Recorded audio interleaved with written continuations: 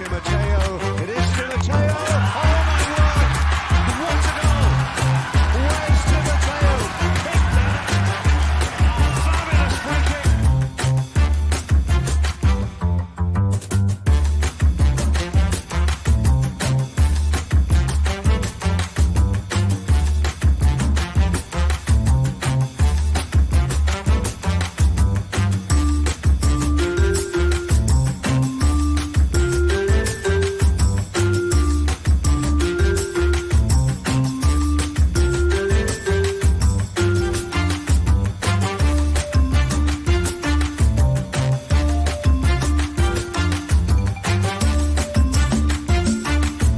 Atletico Ottawa finished with a record of 13 wins, 10 draws, 5 defeats, 49 points, and are the regular season champions.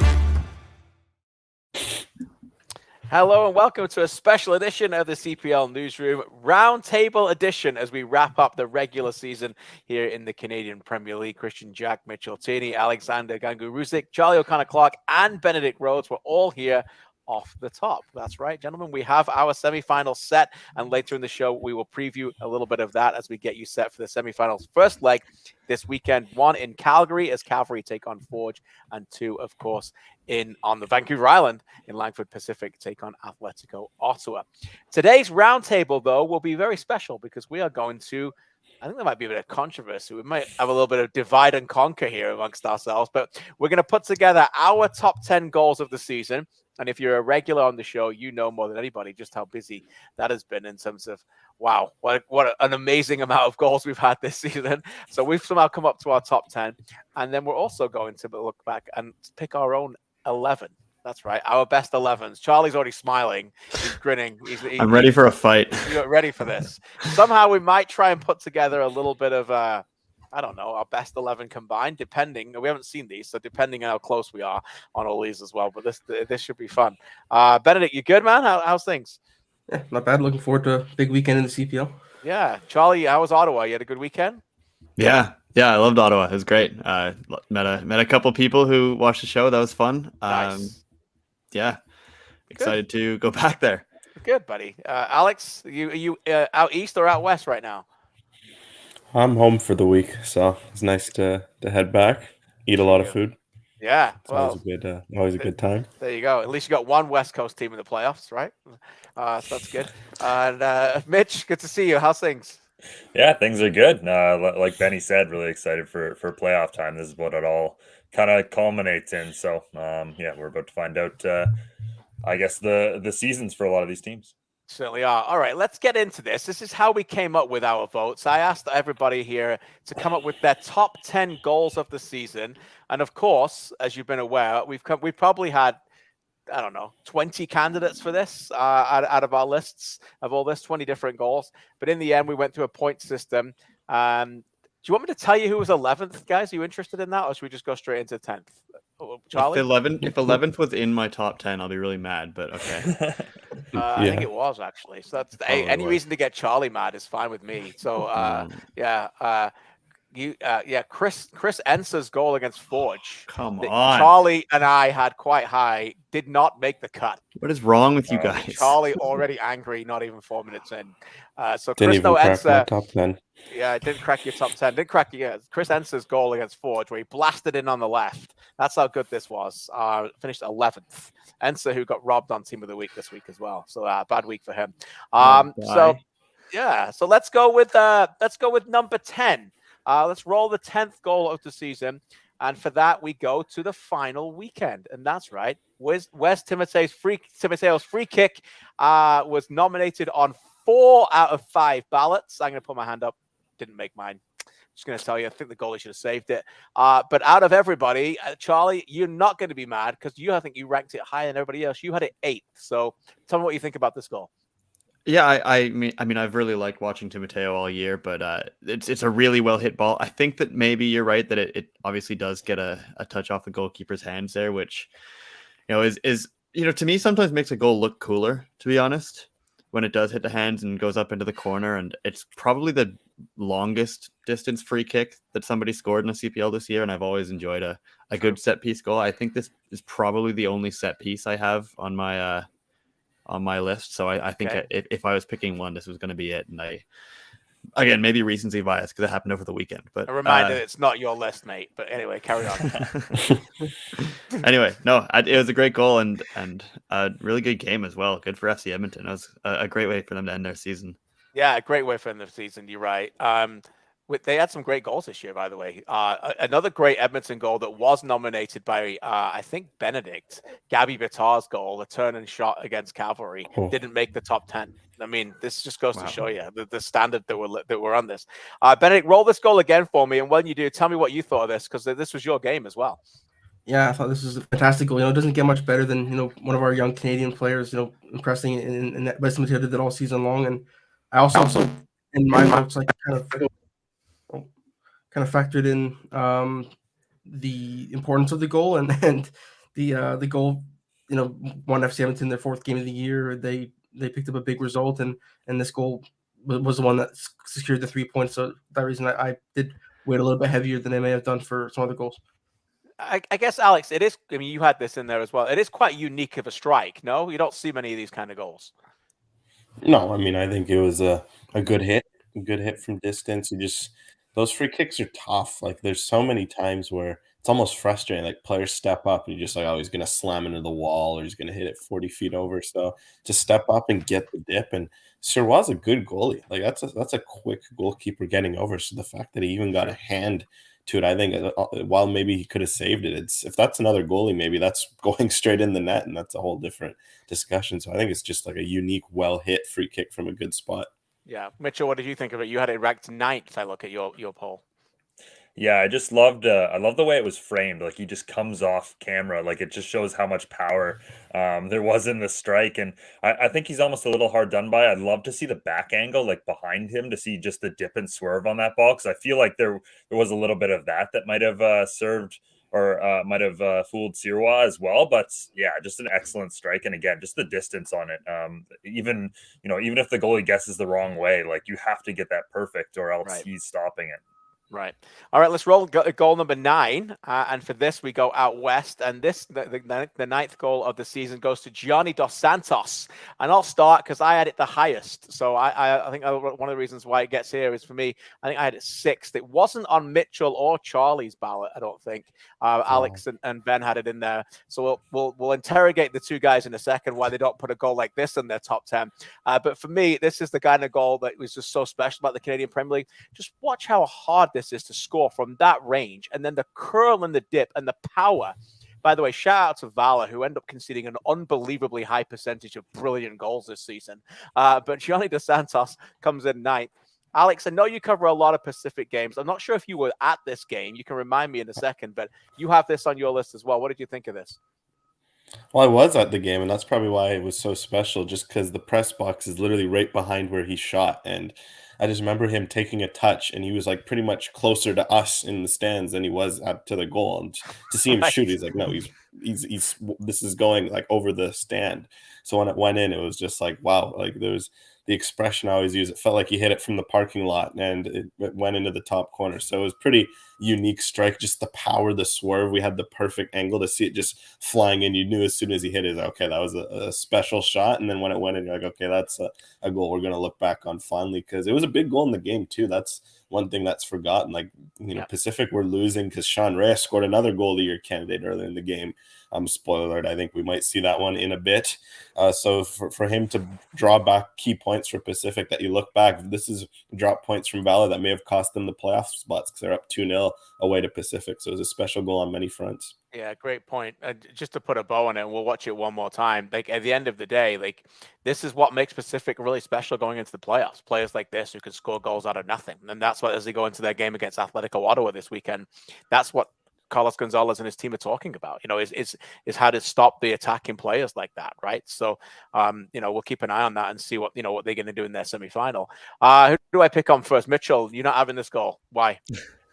I don't think I'm not having it. I just think there's been a lot of similar goals scored in the Canadian Premier League this season. That's more a testament to other goals that have been scored than something against this one. A lot of long rangers. And again, this is one that maybe Sirois should have saved.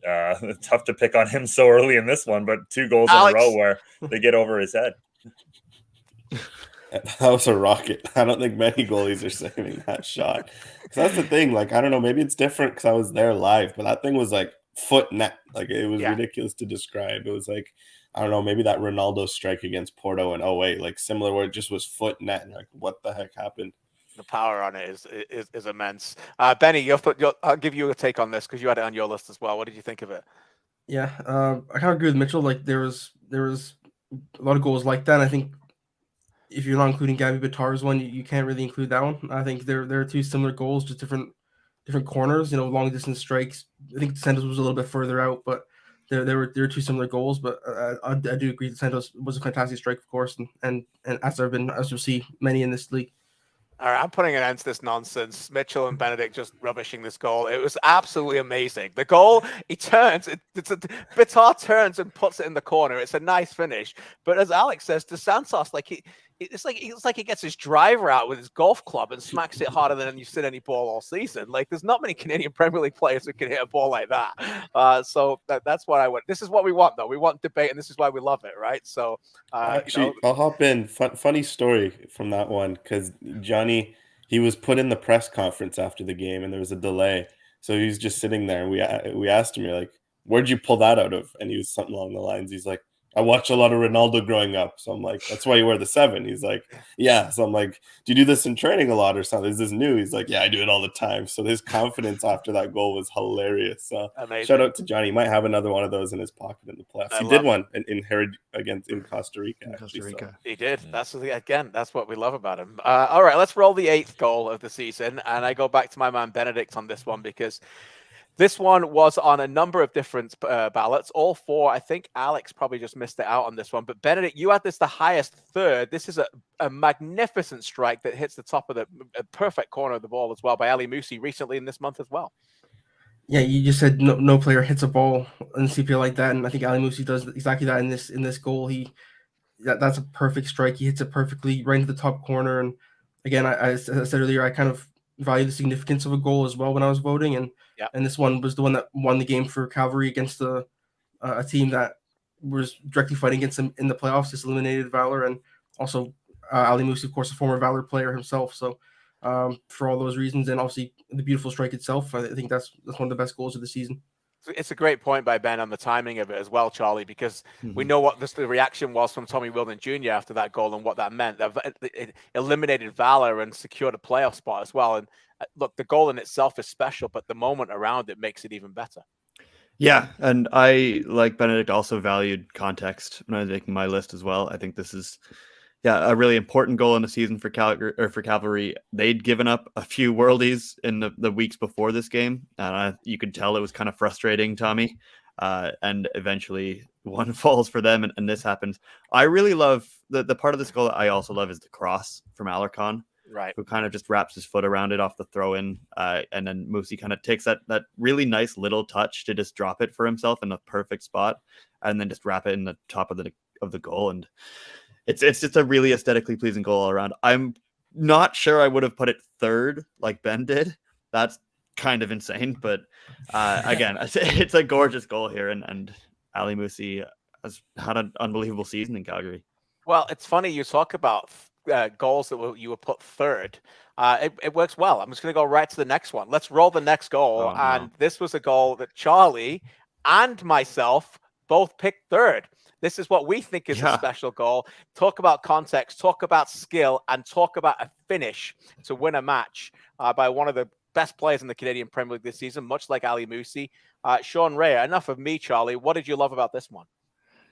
Everything. This is going to make me very mad because this is this low on the list. Just look at the dribbling he does in a phone booth to kind of get out of traffic. There's just everybody going at him. He takes a couple little kind of backheel touches to spin around Jordan Wilson and set it up for himself. And I don't think anybody's really expecting him to have a go there. There are a couple passing options, but he just unleashes that little shot that kind of goes low and dips and gets into the bottom corner. And again, this last minute winner against York at home, a huge moment Valor had a bunch of these moments this year where they're at 0-0 for most of the game and then they find a late goal. And this is one of them, and you can see what it means to them there on the replay.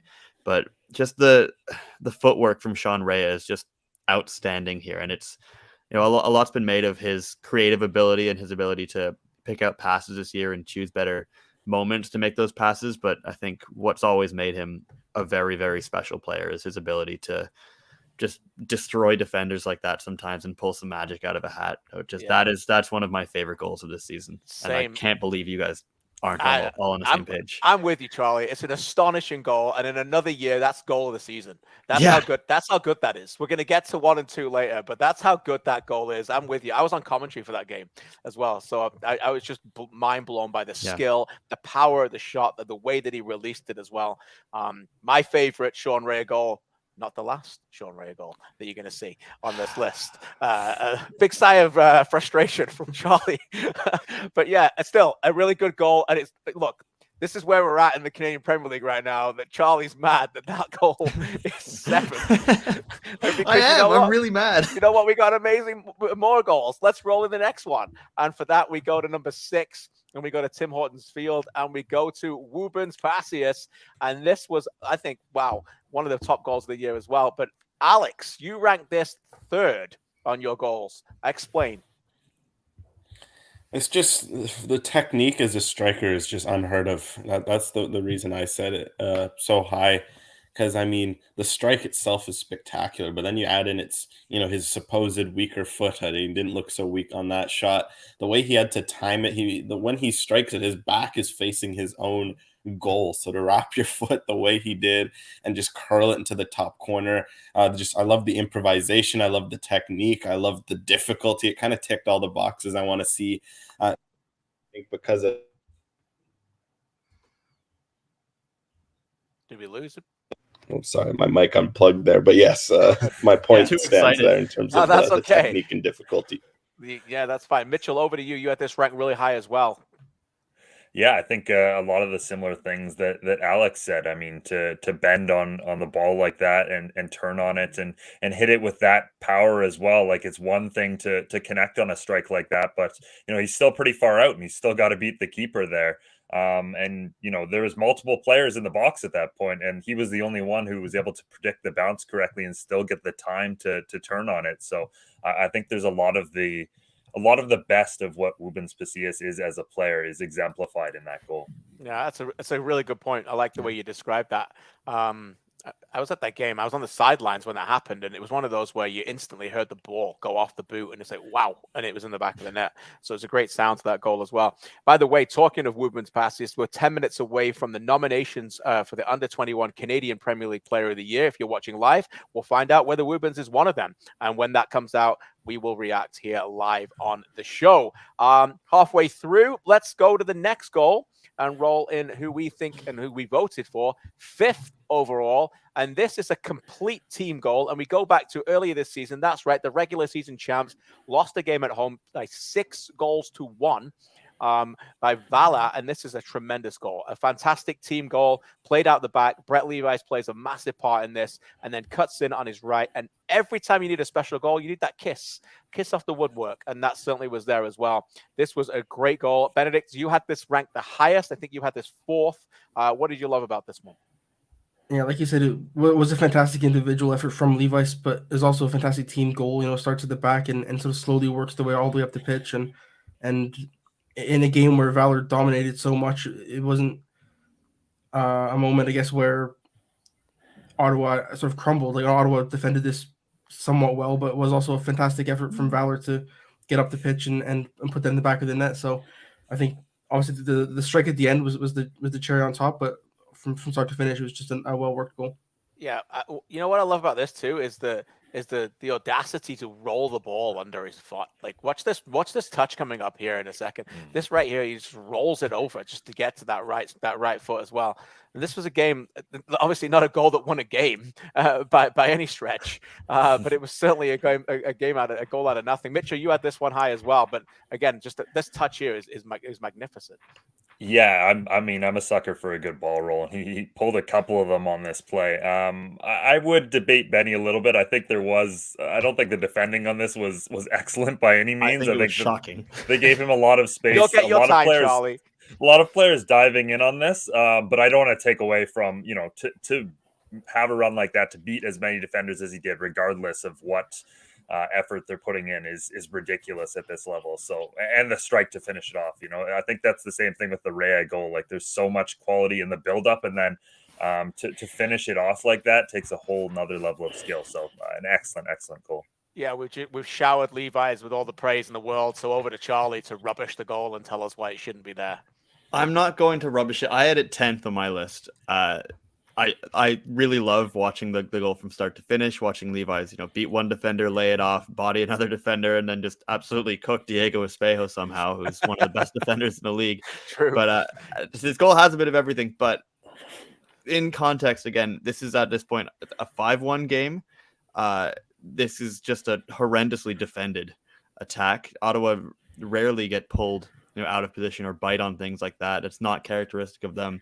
Maybe in a game that's that kind of scoreline, you are looking for just a quick moment where you bite on something a little bit more easily. You hope to pick the ball off and hit in transition or something.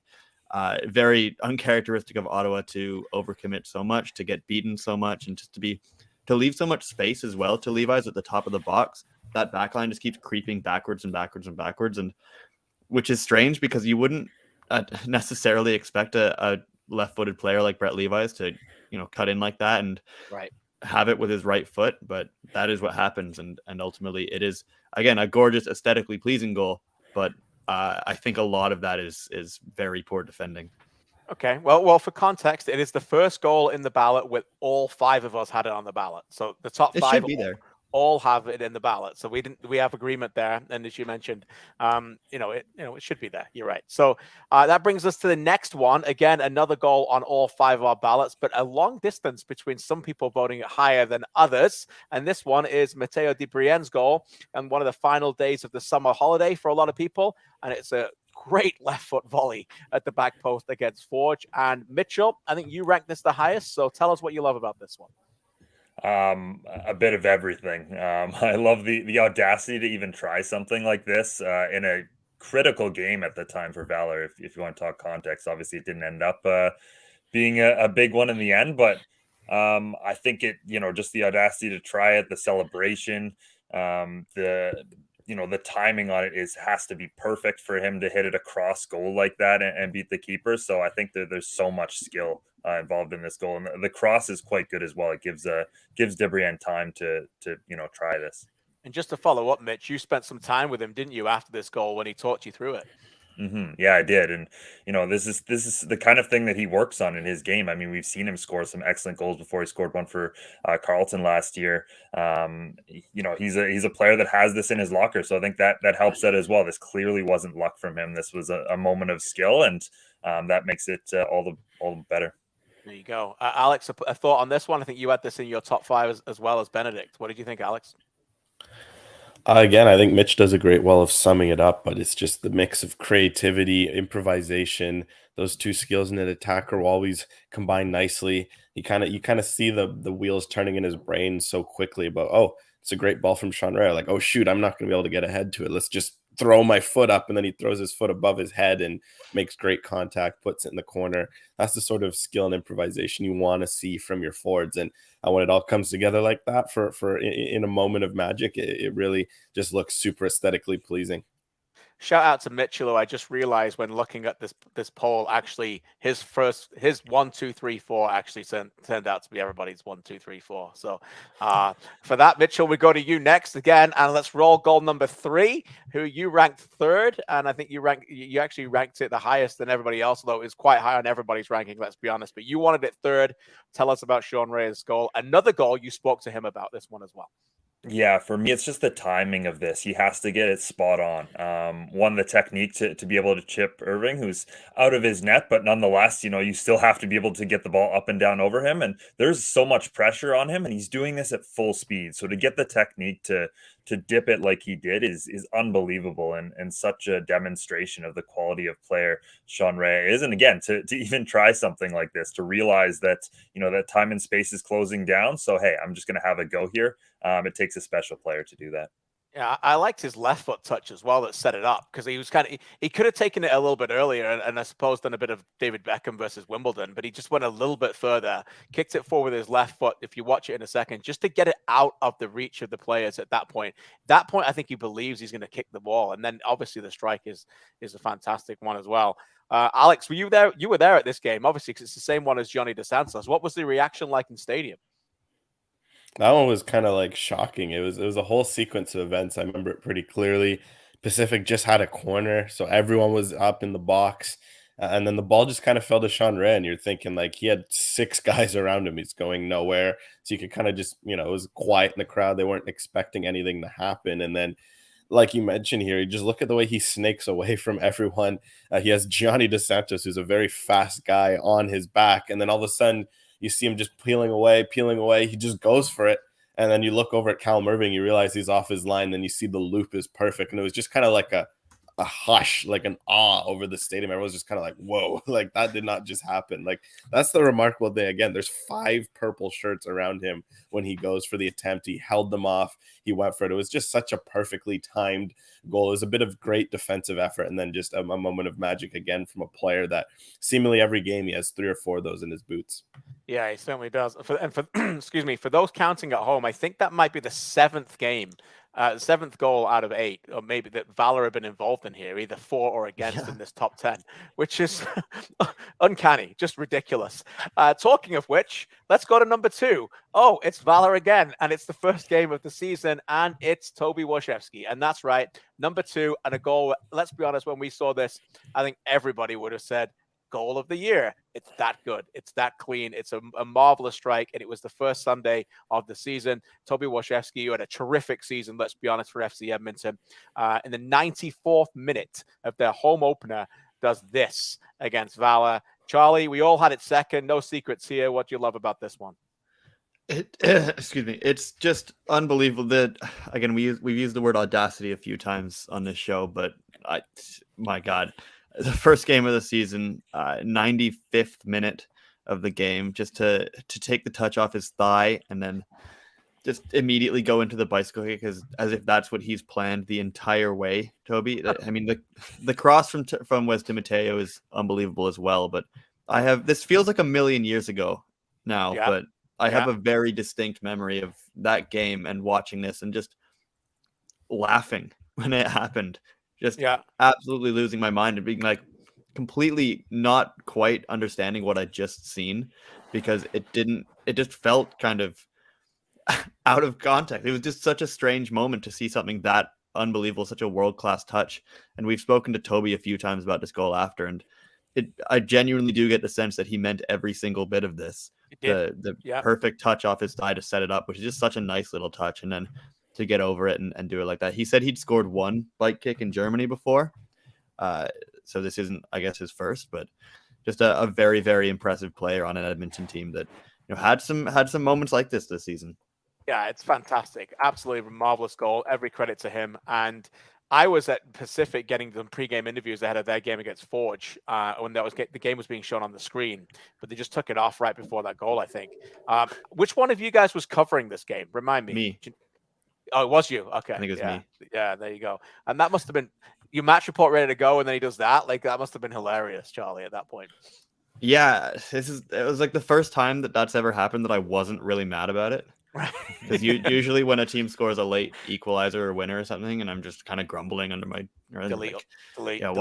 Why would you do that to me? But a goal like that, I just kind of sat there in shock for a second and then realized that the game was about to end and had to rewrite everything. Yeah. So, I mean, you know what? It was worth it. It was worth it for that highlight. It was just, can't believe that.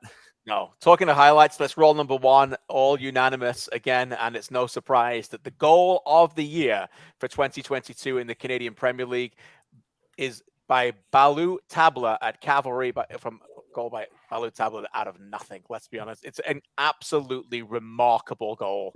One that has been viral all around the world, that FIFA have mentioned as a potential Puskas contender. That's how good it is. We're really special to have a goal like that in the Canadian Premier League. I was working the game for One Soccer at the time. Brilliantly commentated on by Adam Jenkins in English and by Matt Cullen in French. We should be thankful for that as well. So much to love about it. The height of the ball his vision to do it when it comes across and believe he's going to score it. That's what it just blows my mind. At what point does he realize, yeah, I'm not going to take a chest. I'm just going to smack it. How high it goes off the bar as well. Alex, it doesn't get much better than that. Just everything about it was stunning. Like it was stunning. I remember, seeing this. I wasn't able to watch this game live as I was out at the time, and then I just remember seeing everything kind of blow up. Like, whoa, Balou Tabla did what? And then just seeing the goal back. It's just magical to see everything that he does. Like to realize, okay, let me kind of shade off into this soft spot at the top of the box. He was probably expecting a chest. Maybe he tries to play the ball off, and then the wheels turning in his mind. The improvisation of, oh, like, let's just have a swing at this. Let's see where this goes. You could probably see how Marco Carducci's off the line. He makes great connection. The loop, the bar down is like almost like a chef's kiss to it. Like, now I didn't even notice that the first time. The just way it like touches the bar and goes in. Like, it loops over a pretty tall goalkeeper. It kind of ticks all the boxes you want: acrobatic, improvised, technique, bar down. Like, beats a good goalkeeper with a good shot. Like, everything about it was just magical. You had the context that's pretty much technically the goal that clinched Ottawa's first ever playoff spot. You add in the Puskas shouts. Like, everything about that goal is unbelievable. Yeah, Artur in the chat says instant classic and we'll make highlight packs for years to come. And that's what I thought about it. We're creating history here in this league. And that's going to be a goal that forever and ever going to be referred to as one of the greatest goals ever in the Canadian Premier League. It will be. It will be forever known as one of the greatest goals ever. There may be a goal one day that beats it, but it will always be. That's how good it is. It's, it's like a classic in a frame. Put it on the wall. Perfect. It doesn't get any better. So yeah, we're really lucky, guys. That was fun. What a list. We're going to get to these under 21 players in a second. They've just been announced. I don't know if you guys have any shout outs to any goals that didn't make the list, but that was, I think of Hajabrapor's drive. That was on a couple of people's lists outside the box against Cavalry. Sissoko, I had on my top 10, the absolute screamer against York. There's a pile driver that went in the back of the net. I love a goal that comes out of nothing. So I love that goal as well. We mentioned Chris Noense, who's very unlucky not to get in, lost by a point to get into the top 10 with his left foot goal against Forge as well. Another Tim Hortons great goal there as well, Tim Hortons field. We just had some great goals, guys. Di Rosario scored some brilliant ones. Anybody else got any ones they want to give a shout out before we move on? Well, there's two for me. I think the fact that 2 Olympicos were left off the list, 3 Olympicos, I guess, technically, if you count Warshawski's. That's pretty wild. And then otherwise, Walter Ponce also scored a pretty underrated bicycle kick, in my opinion, one that went posting in. Context of the game was maybe a bit meh, but I always find it wild if you leave a bicycle kick off of a top 10 list. It's true. Yeah, it's a good one. Anybody else? Charlie, Mitchell, Benedict, before we move on? Noah Jensen had a pretty great screamer, I think, against it's true. Possibly Cavalry. Can't remember. There've been so many great goals this year. I quite adamantly left Ponce's bicycle kick off. I thought that one was a little bit overrated as well. Of course you did. Again, all of my opinions are right and all of yours are wrong. I love that Charlie has become the goal police. I'm really. I decide what's a good goal. I'm really into this. This is a good topic for you going forward. I think this is this is good. Jensen's goal, I think, was against Halifax. Just checked it. Right. Yes, that makes sense. There you go. All right. Thanks for everybody for voting, and thanks for watching the top 10 list. We're going to put all that out later on our socials in order, and and then this show you can watch again later. It explains everything. The under 21 Canadian best under 21 Canadian nominees are out. The 3 nominees are out now, just released, and they are Azaze Di Rosario of York United, Wubens Passius of Forge FC, and Sean Rea of Valor. Mitchell, your thoughts on the 3? Seemingly feels like a little bit like the clear 3, but a special group. Yeah, certainly. All incredible players and all players that I think have a very bright future. And, I think there's different things to like about all of them. Pasillas is a player where, like, when he's confident, you put him up there as the best striker in the league. We saw the goal he scored against Valor.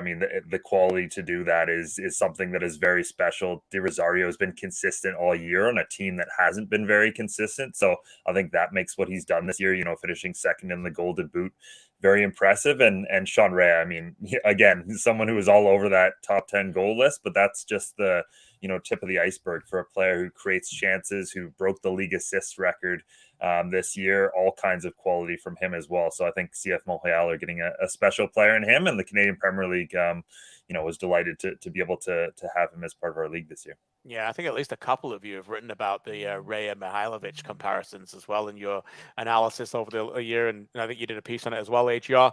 Raya obviously talked about Raya with his 2 standout goals on this list, but this is a player that, is at a really special year and shows you why the benefits of the Canadian Premier League are there, Alex, to give him opportunity to play every single game and be a talisman on the pitch.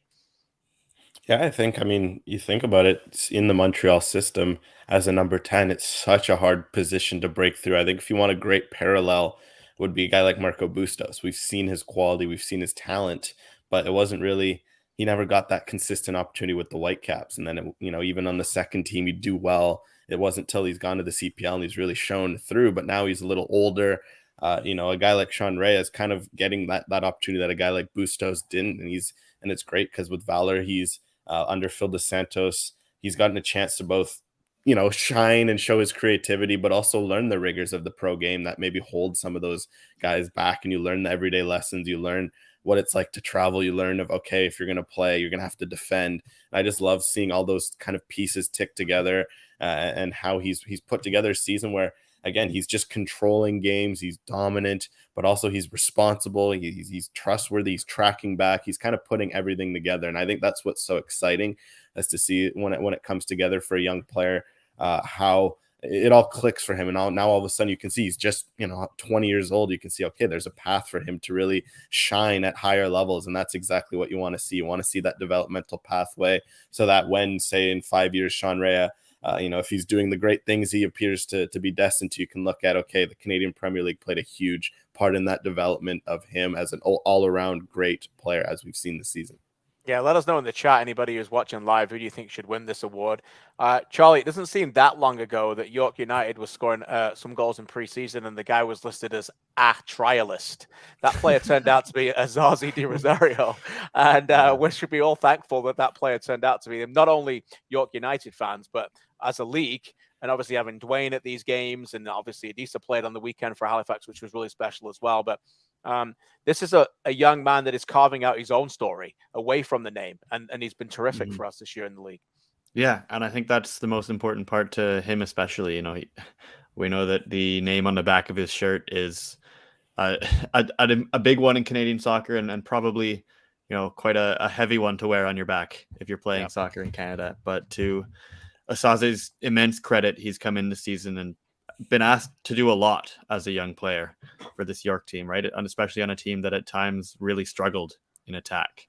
And Asaze, he had a couple, down moments, as did the rest of his team, but he has been a very consistent finisher in this league. He's scored several different types of goals. He's played with so many different attacking wingers and number 10s and players like that have filtered through this side, but he's been really the one constant in the attack for this York team this year.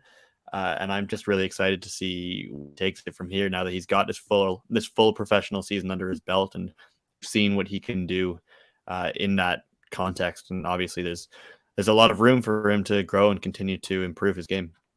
Yeah, definitely. Strikes the ball, at a really fierce level. And he's got that grit. I love that 5 minutes. I clipped it for One Soccer's post-game show the other day.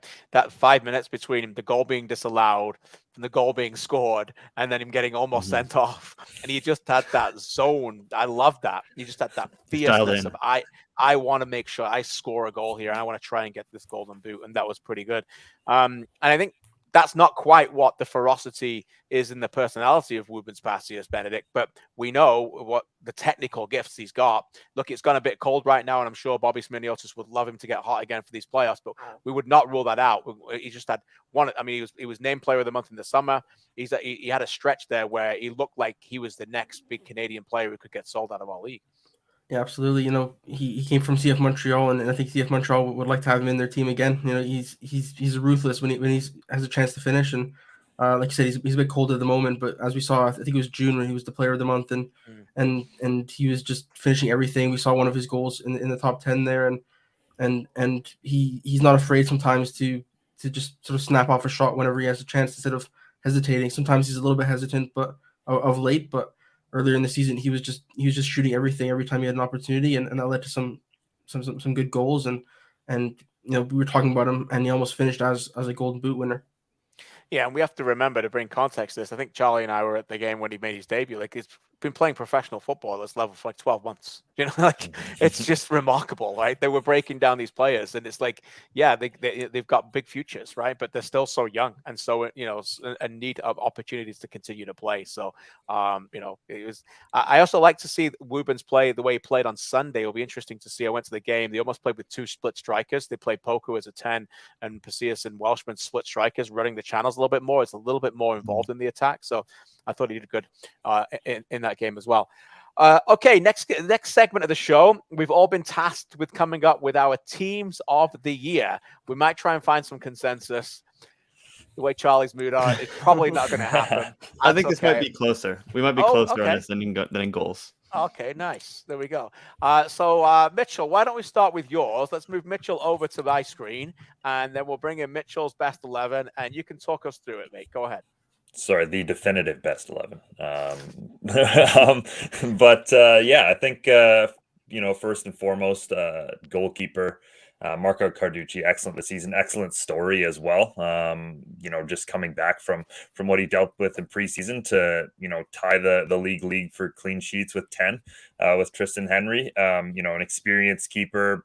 Organized everything back there this season for Calgary, a team that had some up and downs, but Carducci really didn't. He was excellent throughout the year, so that is my pick in goal. I went with a back 3. Alex Ashnodi-Johnson will not be happy to know he's made the defense in my team, but he's been way too excellent this season to not be included in there. He, led the league in passes by almost 400 and, almost hit 2,000 passes on the season, which is ridiculous. So having that distribution ability in my back line is key. Yao's in there to win aerial balls and obviously an excellent defender as well. And one of those guys you can include in the future players who are really exciting. And then Espejo, of course, again, one of those top class passers in the league and a player who I think almost reminds me of the Paolo Maldini quote where it's like tackles are like a defender making a mistake. He's not a player who makes a lot of tackles, who's not a player who you'll see make a lot of those defensive actions, but it's because he's in good spots at all times. So another young defender to be very excited about. What with some wing backs have Brett Levi and Acosta playing up there. Again, 2 players who are great at progressing the ball forward. Levi's leading the league in interceptions as well. And a key player for Valor in offense. Another Valor player ahead of him, Sean Rea, who we've spoken about at length here. And then a midfield 2 of Kyle Becker and Ollie Bassett. Again, 2 players who were very important for their sides, both going forward and defensively as well. So some solidity there. Bassett, probably up there for player of the year this season. And then a front 2, obviously Alejandro Diaz has departed the league, but won the Golden Boot still, was excellent in his time here. And Osaze Di Rosario, again, we spoke about him and just the consistency he had this season gets him in my team. There you go. Good to see it. Now, I want to state that a lot of best 11s around the world with leagues often feel like personality and popularity contests where these leagues throw in about 6 strikers and play a formation you'd never ever see on the pitch. One of the many things that, one of the many things I love about my co-workers here is that that's not going to happen today. We're going to actually pick defenders and fullbacks, and credit to Mitchell, who went even further and picked 5 defenders. Every credit. So there you go. So anybody asking in the chat why is players not being picked, it's because we're actually picking teams that we want to see on the pitch play. Well, at least I think we are. That's what I've set up for 1. I'm going to see the next one. Benedict, you're up, mate. Let's move you over and let's go through your team and explain yourself. Go ahead, buddy. Yeah, let's do it. I picked Marco Carducci and Alex Ashnodi-Johnson for all the same reasons that Mitch did. 2 of the most solid players in our league. Of course, Alex Ashnodi-Johnson, not a defender, but arguably the best defender in our league this season. Carducci, again, fantastic goalkeeper, fantastic story. He's been good all season long. I went from left to right. I have Brett Levi, Amir Didic, and Dominic Zator. I kind of cheated a little bit with Zator because he hasn't played right back this season. But it's not the first time you've cheated on the show. Well, he has played right back in his career, so I thought I'd be fine with him playing in this team on the pitch. Okay. Go open a pack, Benny. Yeah, Didic as well. He's been fantastic all season. He scored a couple goals as well. And it's been a rock at the back for Pacific as expected. In midfield, I went for and I know I wanted 2 forward midfielders in here. I know some people pick different forward midfielders, but I went for Kyle Becker and Tristan Borges. Becker, he's been arguably the best player in this league's history. All 4 seasons, he's been one of the best. And Tristan Borges, I think he's been so involved with his team all season long. He's played on the left, he's played on the center, he's played on the right, he's played up top. He's scored a hat trick this season. He's been one of the best players on one of the best teams all season long. So definitely been my team. Ollie Bassett in central midfield is a lock for every team, I think. I'd hope and again, one of the best players we've had all season long. He's been in the goals, he's had assists, he's scored an Olympico, he's Hollywood. They've renamed Ottawa after him. So that's a reason enough to have him in the team. Sean Rea, again, another one of the players of the season candidates, surely, and under 21 nominee, as you just heard. Blue Tableau on the right, he's been fantastic all season. He's grown into the season. He started off a little slow maybe, but as the season has gone on, he's got more involved and better. He's found his best position, I think, in the attack. Whereas before, I think he started as more of a wing back, which didn't really suit him. But as the team has progressed and as he's progressed, he's got back into form as an attacker. And I think Carlos Gonzalez should be very, very happy with where he started versus where he finished the season. And up top, I didn't include Alejandro Diaz for the sole reason that he didn't finish the season in the league. Is the only reason he didn't make my team. But and if you're not including Diaz, I think Di Rosario was far and away the best striker, not named Alejandro Diaz. Every credit, Benedict. I got respect for that. It's your team. You can do what you want, despite Charlie's boos. But Charlie's used to booing people because he's a Villa fan. Charlie, let's get you up next. I can say that because I'm the same, and it's quite frankly awful to watch right now. Use his own players. Let's move Charlie over to the left, and no booing for Charlie. Go ahead. Yeah, I think there's a lot of consensus in a lot of our teams, so I don't need to go over much more. I really love my center back duo of Espejo winning balls in the air and then Alex playing out of the back. I'm seeing a lot of confusion in the chat over so many of us picking Brett Levi's, but guys, he had a phenomenal season at Valor. He, a player that has struggled with injuries a lot heading into this season, but this year he comes in, he plays consistently at left back for that Valor team. He's just so good on the ball and he adds so much to that team's attack, especially in transition. He plays so many of those great balls down the side. He's able to cut in. I don't know what to tell you guys. You guys are all these guys in the chat are confused by it, but Brett Levi is a phenomenal player. Yeah. He was the best left back in the league for me this season. Yeah. Maybe not counting Deity and Abzi who left in June, but other than that, I've got Jose Escalante up there on the left. He's for me been probably the most consistent and dangerous cavalry attacker this year. He's been great from set pieces. He's always a joy to watch in the CPL, and I cannot wait to see what shenanigans he gets up to this weekend against Forge. Surely going to be amazing. Can we just picture for a minute like how cool it would be to see Kyle Becker and Ollie Bassett in the same midfield? That would be a lot of fun. Other than that, I don't think there's a lot controversial in here. I've gone with Diaz up front because again, he was the best striker in the league this year, even though he only played for a little bit. Or I guess till August. What did he play? Like 18 games? Yeah, that's most of them. 13 goals in 18 games. Yeah. Yeah, that's easily enough games for me to put him in that team. And again, nobody scored more goals than him. Lots of players I couldn't get in this team: Belu Tabla, Manny Aparicio, Moba Bully didn't quite play enough of the season for me to put him in here, even though if he played like maybe another month, he might actually be in here. But again, I don't think there's a lot controversial in here. There you go. Aaron says, Charlie, great meeting you at the Central Pub on Sunday. Aaron. So yeah, hopefully that was after your assignment, not before. I'm sure it was. AGR, you're up, my man. Let's explain your 11. Let's put it up there. Let's place you over on the left-hand side of the screen if we can. And talk us through some similarities here, but a couple of different names. Yeah, for sure. I mean, I went for a 4-4-2 because a lot of great defenders, a lot of great midfielders. It was tough.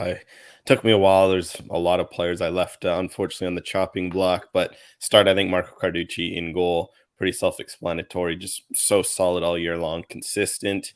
Going into the back, my two center backs, I decided to go with Amir Didic just because As things started a bit slow for him, but man, that Pacific defense got good as the year went along. The last 15 or 16 games, I think they only allowed more than one goal. One was that York game where York came in and surprised them with the 3-1. Otherwise, it's been a lot of clean sheets, a lot of one goal games. So he and Toma Merjigira found their feet at the perfect time. So I think credit has to be given for Amir Didic for really adapting and becoming a more than adequate Lucas McNaughton replacement.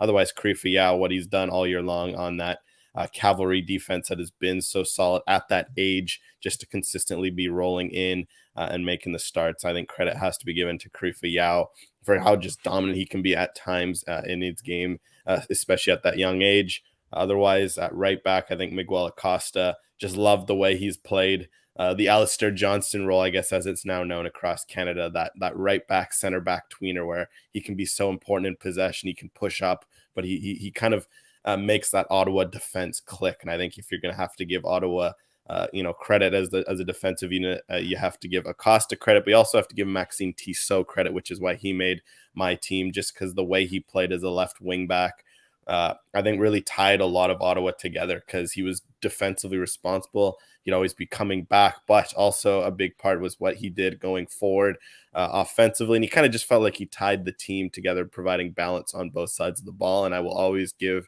credits to fullbacks and wingbacks who can do that. Moving up the pitch, the pivot, we go Ollie Bassett. I mean, Hollywood kind of speaks for itself at this point, but Manny Aparicio, maybe a bit of a surprise pick, but I cannot be forgotten that the fact of how much better Pacific look with him, the stats, they've gotten the 35 plus points with him in the lineup versus 10 without him. That's just absurd in my mind. And every time I watch Pacific play and he's in there, they're a whole different team. And there's, the way he's so dynamic and ties together the midfielder as a modern midfielder is just, he's been one of the best midfielders in this season for the work he does on and off the ball. Over on the left, Jose Escalante, he felt like he had a really underrated season for Cavalry. I mean, maybe just because, some of his past antics, it feels like he's a bit forgotten this year, but it feels like he found a good balance this year in terms of, being the disturber that he can be, but also he's just was quality in a lot of games. He's always delivering great balls, participating in the attack, being defensively sound. He's Cavalry. He epitomizes Cavalry. And I think if they're going to have a shot in the playoffs, a strong performance from him will go a long way. Otherwise, Sean Rea, over on the right, Sean Rea, understandably so. Azazi Di Rosario, not much to say on those two. And then Alejandro Diaz, anytime you win a golden boot and you didn't play in the league since mid-August, that kind of tells you you had a good season. So I wasn't even sure if I was able to vote for him at the beginning, but KJ gave me a shout to let me know that it was acceptable. And I do accept that, because if you score 13 goals and even if you leave and miss 10 games, that's pretty good in my books. Yeah, every credit, Alex. And just to shout out, Wubens Passius was basically his 12th man. So Wubens almost made it if it wasn't for him. So I'm so proud, guys. 4 teams presented that can all play on the pitch with balance, players in the right position. I'm incredibly proud of you guys. 3 teams that'll all lose to mine. All right. Last and definitely least, let's put my team up and you can put me in the corner. Diamond. Yeah, I went for the 4-4-2 diamond. You'll notice in my team, I care about players who play a lot. And there's a lot of appearances in this team and a lot of consistency and the best players in each position, in my opinion. Marco Carducci, I'll go 5 for 5, not only with his clean sheets, his distribution I thought was tremendous this year. And now he splits the lines. And if I'm the Vancouver Whitecaps, I am already signing that player because he's that good. So that's why, for me, if Carducci, a magnificent year, and every credit, all 5 of us picked the same one. Miguel Acosta, for me, was the best right back in the league. He was pushed hard by Rezit Rama, who I thought had a really good year at Forge. But Acosta, I think, led the league in tackles, very close to it. And as you guys have said, many great things about him, tactical versatility. Jonsson, for me, not only, one of the best players in the league, one of the best defenders, versatile, just fantastic. Ultimately, it doesn't get any better than that player. And, again, Acosta played 26 games. Jonsson played 27 games. Zator played 28 games, played every game, over 99.5% of his minutes. It was immense for York. And I think that their rebound in the second half of the season, he was equally as good. He was asked to play left back sometimes, produced that great ball in at Pacific, played right back, led the league, I believe, in interceptions, led centre backs in blocks, lots of things. Levi's, for me, is the best left back in the league this year, and it's close. Maxime Tissot definitely was close to that, but for me, you guys covered Levi's. I've gone with a true 6 because they don't get love enough, and he's the best 6 in the league this season. Alessandro Hajabrapor, it was fantastic for Forge in so many games, stopping things, play the way he can play in a double pivot when they play as a back three. Reads the game so well, has sped up his game, plays the ball forward a lot more than he used to as well. And I think has become even more tactically smart. He's supremely fit, and I love him in my team, much like his teammate, Abu Sissoko, who what an acquisition he's been for them. He can play right back. He runs all the time, brings real legs and energy. It's hard not to put Kyle Becker in the team, but I think them two have been more consistent. And again, I want players who play. Hajabrapor, 26 appearances. Sissoko, 27. Becker missed some time with the suspension. Bassett speaks for himself. He's a player of the year candidate. That's undoubtedly not, that's going to happen. Raya as well. You've given him all the love as well. And then Di Rosario for me with Diaz. I mean, Diaz is the only one who didn't play a lot of games for me, but he still played, as you said, 18. The rest, Di Rosario, 27 appearances. Raya, 27 appearances. So it's full of minutes for me. So that's my team of the year. Anybody got any questions for anybody on there? The questions. I have Fire a question for AGR about how a team can come second in the table with a goal differential of plus 22 and not have a single player in your team of the year, that being Forge. West Coast bias. I didn't say that. I didn't say it out loud. I mean, I'll take that. I'll take that West Coast bias. I'll wear it proudly on my chest. But for Forge, it's a tough one because I wanted to give Forge some love, but they just kind of strike me as a team that it's the balance that makes them so good. It's just all these pieces kind of pulling together, and that will always make it tough in a team of the year. Because again, like Alexander Achinoti Johnson, I think for as excellent as he was at center back this year, it felt like it was just, again, the way the Forge system ticks. Kyle Becker, Tristan Borges, all these players, I had them shouts. At one point, I had Borges was this close to making my final cut as well. Then I remembered how good Escalante was this year. So it just feels like Forge, they kind of got hurt by how deep they were, how solid they were. You could give a shout for 6 or 7 players, and I think it shows that there was 5 or 6 different Forge players got a shout. So in the end, I just prioritized. I like to look at guys who really make a big difference for a team, like a guy who you take him out the lineup, you lose him. That's probably why Aparicio got a little more love than some other guys did. So in the end, that's probably what hurt Forge, but no doubt a great team. I'll address that. First of all, no Janssen slander on the show. Without Absolutely. him, I don't know where they would be. But you're right about the Manny Aparicio, because when he's on the pitch, and Alex, you made a great point. The reason why he didn't make my team is because he played 51% of the season. That's the only reason. There's been in the chat about Babuli. Why is Babuli not there? He played 8 games, guys. Like, ultimately, he's been one of the best players when he's been on the pitch, but he played 8 games, right, Mitch? Like, you can't have a guy on a team of the year who played 8 games. Undoubtedly, I mean, he got his award, right? What was he? September Player of the Month? I mean, that's what he got. Yeah, and I mean, he played basically September and a bit of August, so it makes sense that that's the award he was deserving of. Yeah, I think it's a good point on Aparicio, and I think a big part for me is the fact that obviously there's some controversy to this, but he missed time with red cards, right? Like, it wasn't like he missed time with injury. He, in some cases, took himself off the pitch. And again, I know there's a lot of different things with the extra game added, which, I don't necessarily agree with, but at the same time, I think that is part of it. It reminds me of Bustos last year, where, he probably was up there, but he just didn't, because of injury for Bustos, didn't play quite enough. But when Aparicio's been on the pitch, I think he's probably been maybe the best player in the league this year. It's a great point, because Bustos played about the same percent last year, about 51%. It's the same thing. He was absolutely phenomenal when he was on the pitch. So what we're saying is Bustos half of last year and Manny half of this year, put them together, and then you basically got the greatest player to ever play in the Canadian Premier League. But guess what? They're both on the pitch for them this weekend in the semi-finals. So but that makes Pacific dangerous. Aaron Hooper, I'm seeing your claims on the chat for Drew Becky. And Drew Becky is a great guy, and he was very close to making some of our teams, but we can only pick 2. I can even get his teammate Espejo in, and he's one of the best defenders. So, it's great that we've got Janssen. We had a shout out for Yao, Zator, Didic. Who am I missing? Espejo. Like, this is how good a defense we've had this year. So It's just, class players.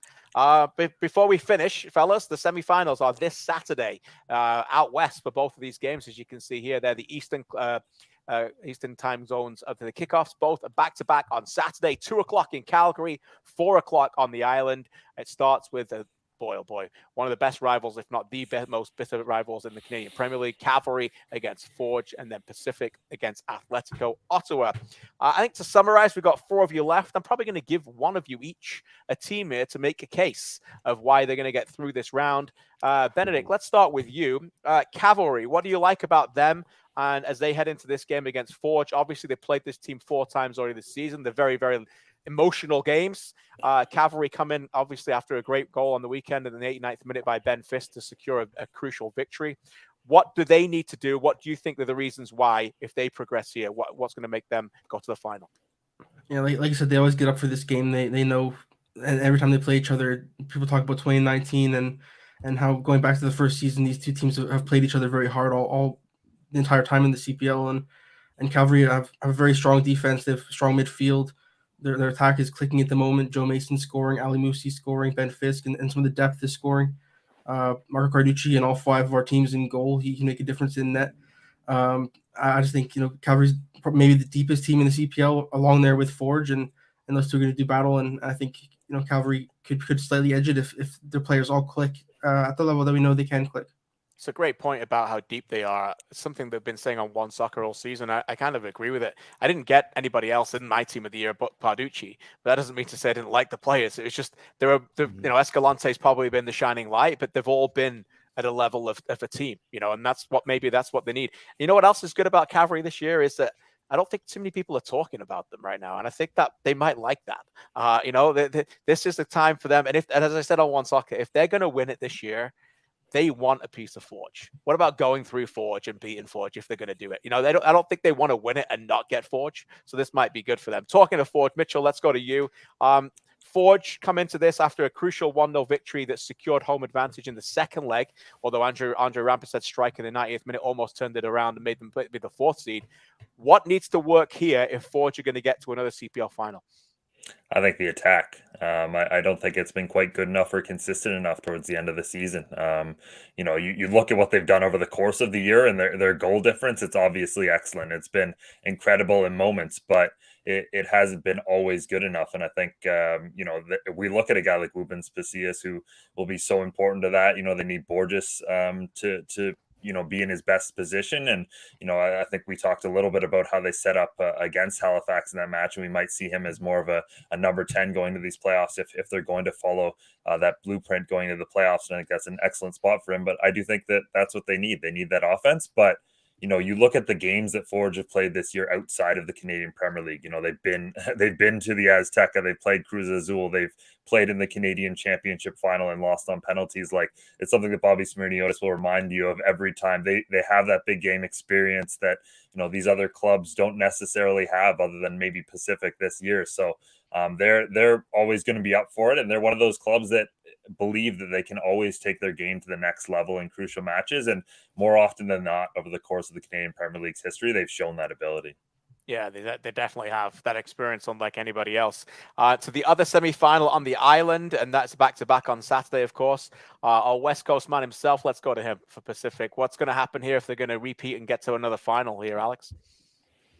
For them, it's going to be as much it's defense. I think it's obviously, especially after Alejandro Diaz left, that's a huge loss. You can't kid that. They weren't necessarily the same team because of that. But I think as they've shown with their defense, that will give them a shot. Defense always does win championships. Last year, they proved that.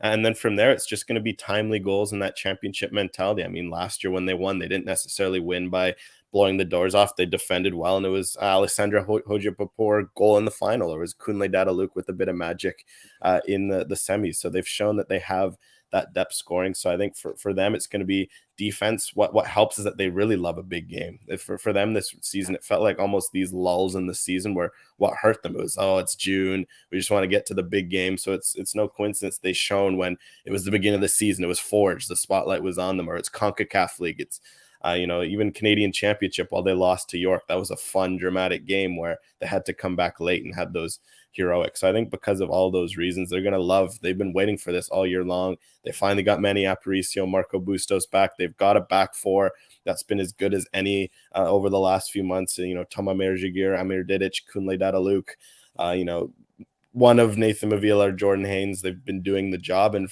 because of those things, those are kind of the boxes you tick for a playoff team. So if they can get that moment of magic, that's all they probably need with how they defend these days. Yeah, well said. I think that's great points all around. And you're right. I was with them last week when they were at Forge. I did some interviews that you're going to see this week coming out. And Charlie and I were there. They just had that look in their eye again. They didn't see that look a few weeks before, but they're back. They're like, here we go. Business end of the season. We're ready, and we're ready to defend.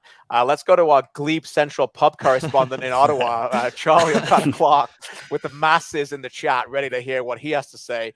Don't disappoint, Charlie. How are they going to get through Pacific and get to the final here? Well, I'm not going to start with that they are massive, but Ottawa, they're the table toppers. They have been the most consistent team in the league this year. They go into the playoffs on a 9-game unbeaten run, which everybody knows that in sports, and especially in soccer leagues that have playoffs, how you go into the playoffs, the form you go in with is everything. It's definitely the case in MLS, and it will certainly be the case in this playoff run. And Ottawa have been the best team in the league the last 2 months heading into the playoffs. The way that they defend is in a 2-legged series. Ottawa have only conceded more than 1 goal 5 times this year in a 28-game season. That's outstanding. To me, they've been just so consistent. They're also so unbelievably good on the road, away from home, 28 points away from home. I believe that's a league record. I think we figured that out earlier.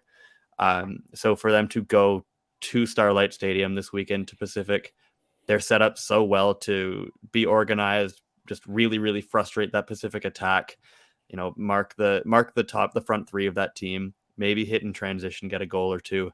They're just so well set up to go and put themselves in a good position on Saturday in this away leg, and then take that back to Ottawa, to the capital, and just get the job done there. I think that no team wants to go and play Ottawa in the playoffs because of how difficult it is to score goals against them. And if you know that if you make a mistake, they will punish you, and then your season might be over. Yeah, well said.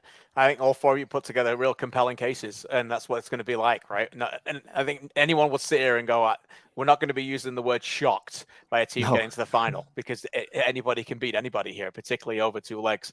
I did that segment a little bit. We're having a little bit of an on-air meeting here, but I did that segment to try and tally potential team of the year with consensus, and I didn't get to it all, but I have got 8 names I think we could all agree on. Carducci's a slam dunk. Acosta was voted the most at right back. Levi's at left back. Johnson, I think, was in 4 teams.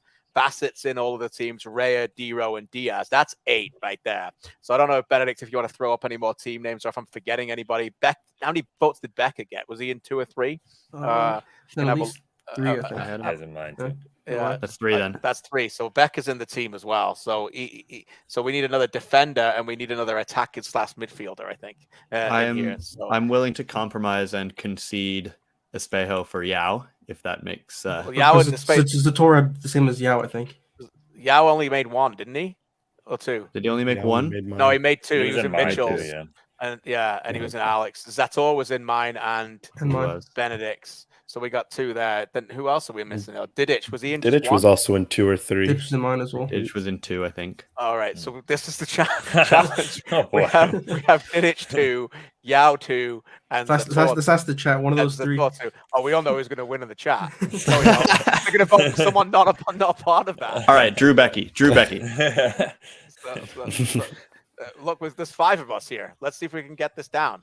Out of the 3, I mean, I don't know if we can do that, but out of the 3, if you got to pick one, who are you picking? Didic, Yao, or Zator? I'm going Didic. Zator for me. Charlie? I'll go Zats. Okay. Benedict? I'll say Didic, just to decide. Oh, man. Don't pick Yao. Well, yeah, I won't pick Yao because I'll go Zats over Didic then. All right. Then Zator makes our team answer of the year. Acosta, Janssen, Zator, and Levi's across the back. With Carducci in net. We've got Bassett and Becca. We've got Rea. We've got Diro, and we've got Diaz. So, however we want to put this together, I mean, it's I mean, I got Hijabapur and Sissoko. They're only one, so I think we can move. Has anybody got double votes here? Like Escalante has 2, I think. Escalante has Escalante 2. had Okay, 2, yeah. he's in there. Anybody else got double votes? Bassett's in, Aaron. Don't worry about that. He was the first name on the team sheet. Yeah, All we had all 5 of them. Don't worry about it. Bassett. Anybody else who didn't have? Did anybody else have double midfielders or attackers? Benedict looking at the teams as we do this on air vote right now. Doesn't look like it. No, so Just, we could just Becker. so an Escalante. Yeah. So that's it. So it's Carducci, Acosta, Janssen, Zator, Levi's, Rea, Bassett, Becker, Escalante, Diro, and Diaz. Pretty good team. Not bad. Good team. There you That- go. That's that's what we not came up bad. with. That There we team's gonna go. win some games. We're gonna all put out our individual one, and then we can get to consensus that we actually agreed on something. Who knew? See, it's the end of the show. Charlie's mad about that. Charlie began the show disgusted at the order of the top 10, and we've actually broke bread and come together as a family. Yeah, Charlie's disagreeing on the fact that we're agreeing. It only took us an hour and 10 minutes. In the spirit of Thanksgiving week, and we thank you for all the love on the chat from everybody who wished us a happy Thanksgiving. It was so nice. By the way, everybody in the chat, Tom, Aaron, Artur, forget me if I'm missing everybody else, but you guys are loyal. Anthony, loads of you guys. We appreciate every one of you. I think we found it. I think we found some consensus. We found a top 10 we came to. We've previewed the semifinals, and now we have our best 11 as well. Gentlemen, this has been a pleasure. We'll be back Monday, right? Let's do it Monday again. Let's recap the semifinals on Monday. And in the meantime, everybody enjoy the games. A reminder, this Saturday, live on One Soccer, 4 o'clock Eastern, 2 o'clock local in Calgary. Cavalry will take on Forge. Charlie's going to be there. And then on the next day, next game, it's going to be in Pacific. They take on Atletico Ottawa, the champs versus the champs. 2022 regular season champs against the 2021 champs. That should be good. AGR, you going to the game? Not sure yet, but I'm trying my best to. So yeah, if you're there, I'll hit me up. I'll be there too. All right, everybody, have a great week. Pleasure. Thanks for joining us. Enjoy the show. Enjoy the games, and we'll speak to you soon. God bless. That's the left foot of Timoteo. It is Timoteo. Oh my word! What a goal! Where's Timoteo? Fabulous free kick.